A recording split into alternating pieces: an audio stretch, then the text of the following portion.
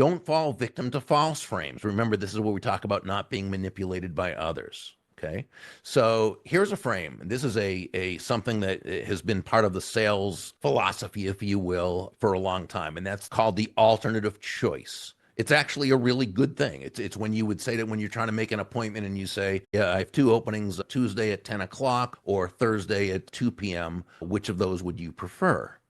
Okay. And again, this is called the alternative choice because rather than just saying someone, what time, what day and time are you available, which puts the onus on them to have to go searching through, that's aggravating to them. It puts pressure on them. You're giving them two choices, 10 o'clock Tuesday morning or 3 o'clock Thursday afternoon. It's done correctly. It's respectful and that's fine. And hopefully the person, it will be one of those times will be good. But also beware when someone is doing that with you and giving you an alternative choice, it doesn't mean that you have to say yes to either of them if you don't want to. If you do want to, that's fine. Do it at either of those days or times. But ask yourself the question again, stay conscious. Well, is this something that I really, that I want to do? Is this something that is an appointment I want to make?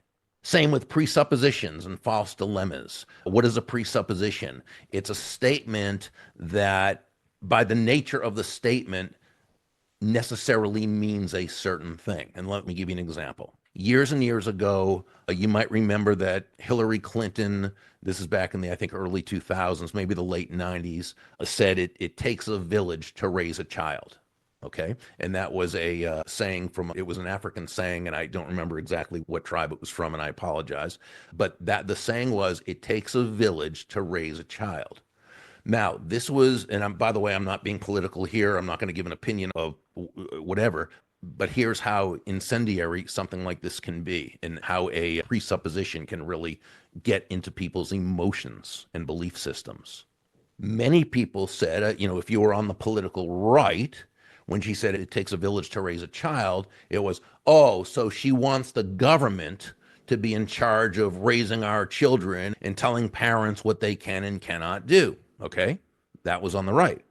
The political left said, oh, yeah, well, that's how it should be. It takes government to raise a child and tell parents what to do and that's just how left and right sees the function of government in a way. I'm not saying good, bad. I'm just saying that's what it is. Now, I'm neither left or right, okay? So it's easy for me to a lot of times not buy into those premises. And so here's how I would say it, okay? So you'd hear people, if there was an argument between political sides, the Democrats and Republicans, left or right, you'd hear people saying, no, it doesn't take a village to raise a child. Yeah, it does take a village to raise a child. What about the people who can't, right? And you got these arguments back and forth. But what if you look at it this way? Does it take a village to raise a child? Well, if by village you mean people who are teachers, people who are police officers and firefighters, people who are coaches who are going to help your kids, people who are the neighbors who are going to look out for your kids and make sure they're safe just as they're watching out for their kids. If you look at all the things that people can do to help out and just be good citizens, sure, it's certainly a lot easier than two parents both working who have to be there all the time to watch everything. Of course, sure, takes a village to raise a child. Right. As long as the ultimate responsibility and control is within the parents, is the parents, right? And so if you look at the presupposition, you can come to a false conclusion. Now, which one did Hillary Clinton mean? I'm not even going to go there. It doesn't matter. The whole thing is, how do you react or respond to a certain statement like it takes a village to raise a child? Do you assume it's one way? Do you assume it's another way? Or do you leave it open that it could be something different? Okay? So always be careful of presuppositions. We see them all the time. And that's why I always say, question your premises, which, I didn't make that up. And then there are false dilemmas. What's a false dilemma? It's two choices. A false dilemma is the unnecessary use of the word or. When you're a little kid, did you ever hear someone ask, hey, when you grow up, do you want to be wealthy or happy? Well, the correct answer is yes. Okay? And so the false premise is that it's got to be one or the other. So let's look at another reframing. This is called the Ransberger Pivot. It was developed by my friend Marshall Fritz and a man I never met, Ray Ransberger. And it's a way of reframing a hard feelings type of argument. Okay. And there are three steps to it: stay calm, listen to what the questioner is asking. Ask yourself what they're really concerned about. What do they really mean? You might have to make an intelligent guess, but you make this based on patterns that you've seen. And three, if you want the same thing, and typically we do, strongly express your desire for that outcome, that your core values are the same. It's just different how you would go about it. Let's say there's an argument in the office on the team about a certain marketing plan. Okay. John has one plan, Sue has another. Sue hates John's marketing plan, and she's not very tactful about the way she says it. She says, John, this is the worst marketing plan. I can't believe you're even thinking of doing that. This is going to totally ruin our reputation in the marketplace. It's not going to express, right? Blah, blah, blah. It goes on and on and on. Okay. Now, if John buys into that frame and gets defensive, he says, absolutely not. You're out of your mind. It's blah, blah, blah, blah, blah, blah, blah, blah, blah, and then gives his opinion. And again, nothing really happens.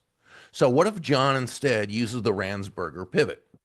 And he says, Sue, first, please know, I truly admire the passion you have for getting this marketing right. It says to me something I've always known, and that you always have the company's best interest at heart. Okay. And then you would say the following: like you, I want our company to employ a marketing plan that does exactly what it's supposed to do: attract people to us, brand our product in a way that's going to be blah, blah, blah, whatever the thing is that you both really want. And then you say, really, I think the only difference between us is the way we would go about having that happen, or the only difference between us is the strategy we would employ for having that happen. Okay. The only thing I added to the Ransberger pivot is crediting the person first with good intent. So instead of just as they do, they go right in with, like you, I want to, so and so. I first compliment the person and say, first, please know how much I admire your passion and wanting to blah, blah, blah, blah. And then you go, like you, I want our company to have a marketing plan that will help to blah, blah, blah, then the benefits, the thing that we all want. And then say, the only difference I see is the strategy that we would use to make this happen. So let me share a couple things about this with you, why this is so effective. Because first, you've reframed this from two adversaries to one of two allies. Maybe she will be okay now. Maybe she will now kind of go into a frame, accept your frame, but maybe she won't. And that's okay too. Because remember, the two of you aren't the only two in the conversation. You're part of a marketing team that's there as well. And they're listening to this conversation and they're deciding who to go with. Okay. And it's not just the plan itself, it's who's the person presenting it. Which one has more credibility? The one who poisonously and viciously attacks another person for their intent and for how stupid they are and how ridiculous what they're presenting is, or the person who is kind and tactful and diplomatic and admires that person for their good points, says they want the same thing, and gives a very tasteful look at why they differ. Okay. And so it's really not just the other person. And by the way, this is the same online, and it's the same whether you're talking politics or anything else. When we can take this out of the personal and instead present it as something that we all basically want, and we do it in a way that using genuine influence, you're going to have the buy-in of everybody else, even if not that particular person. But I've also seen times personally, and people I've taught to do this, who will say that this person's apologized and said, yeah, okay, I'm really sorry. I didn't mean it like that, what have you. I'll give you a great example of another example of a reframe, very simple one. I was at a National Speakers Association conference years ago, and I was sitting at a table with a guy, I won't say his name, but there's no reason to, but he and his wife and a bunch of other people at the table. I didn't know, I had never met these people. He was a pretty well-known speaker in that group. I was with another couple of people who I knew, and I was talking louder than I should have been, which happens sometimes. And this person stopped his conversation and said, Bob, looks like you have quite a conversation going on over there. And he was pointing out that I was being loud, is basically what he was saying. And I said, oh, yeah, sorry. And we continued talking. Okay. When I got back from the conference, I took out my personalized thank you note card and I just wrote, hi, the person's name. It was so great seeing you at the recent National Speakers Association meeting. What a wonderful conference filled with terrific people. Look forward to seeing you next time. Best regards, Bob. I mentioned nothing about what he had said. I put it in my envelope and stamp, sent it to him. The next conference I saw him, he immediately came over and greeted me as though we were best friends. Okay. Never brought anything up about the thing. It didn't matter. Right. These are the types of things we can do that just simply win people over in a kind, genuine way.